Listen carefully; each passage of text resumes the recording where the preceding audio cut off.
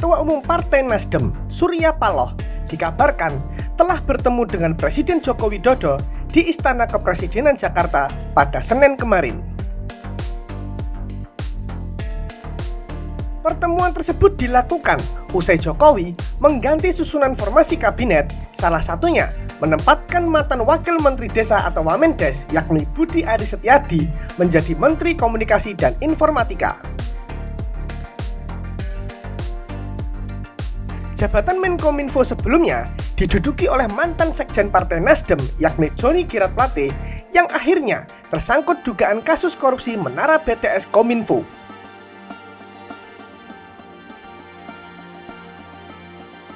Pertemuan keduanya dikabarkan berlangsung selama kurang lebih 1 jam. Sementara itu, bakal calon presiden yang juga diusung Partai Nasdem, yakni Anies Baswedan, menyambut positif pertemuan antara kedua tokoh tersebut. Anies mengatakan bahwa hal tersebut cukup baik dan berharap bahwa komunikasi politik yang berjalan bisa selalu terbuka. Anies pun juga tidak menutup kemungkinan jika ada kesempatan dirinya akan bertemu dengan Presiden Joko Widodo. Yang kami berharap insya Allah di tahun baru ini lebih banyak lagi kebaruan, rezeki bertambah, amin, dimudahkan dalam semua urusannya, amin. Dan harapannya kita bisa lebih keras lagi untuk kemajuan bagi bangsa, bagi negara, dan bagi tiap-tiap keluarga. Amin. Gitu, Mas. Pak Anies, Pak Surya Paloh kan sudah ketemu Pak Jokowi. Pak Anies kapan ini ketemu, Pak? Sekarang kita mau nonton dulu. Habis nonton mau ketemu Pak Jokowi nanti. Ada rencana Pak ketemu Pak Jokowi, Pak?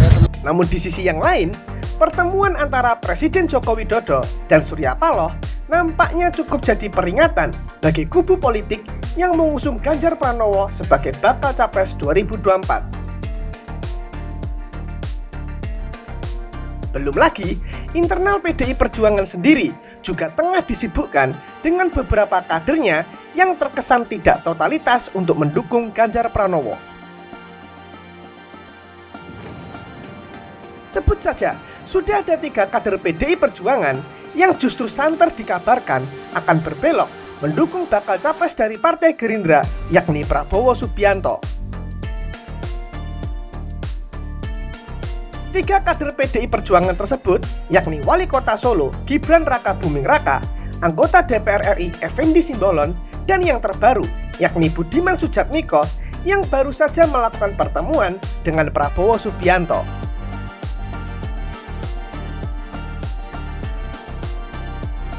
Basis pondasi Ganjar juga diperlemah dengan kebanyakan relawan Jokowi yang justru berbondong-bondong untuk mendukung Prabowo Subianto.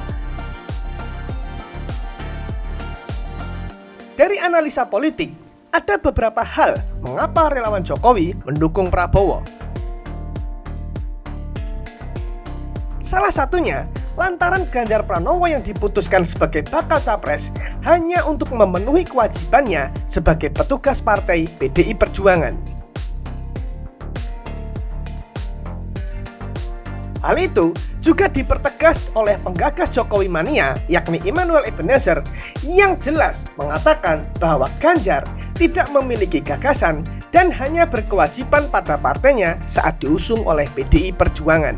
Nah, saya melihatnya kira-kira seperti inilah analogikanya.